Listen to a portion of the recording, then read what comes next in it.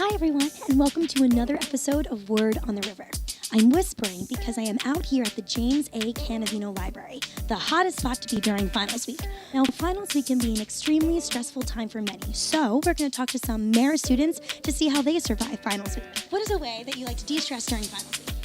To de-stress during finals week, I give my girlfriend a call. She's actually studying abroad in Florence right now, and that Marist campus in Florence is awesome. And so that's how I de-stress. I give her a call. I love to just hang out with my friends and just take a break and step away from the books for sure. Netflix is a big game, and yeah, just kind of like chilling at home, chilling out with mates. I like to watch music videos. Kind of just eases the mood. So, 1975. Great band. 1975, new album. Yeah, no. A great one. A great one. What's your go-to place to study here on campus? Definitely the library, hands down. Like, I like to get a collaborative room with my friends and, just hit the books.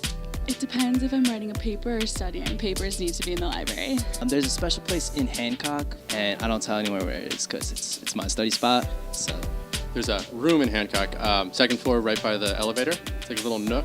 I like that. What is your best studying strategy? Don't study with your friends because they just distract you. You kind of have to have a plan. Like when you have your plan set and you have like a schedule of what you're going to do and set out to do, I feel like that's easier. I need a checklist at all times. To cross it off is the best feeling. And once finals are over, what are you most excited for winter break?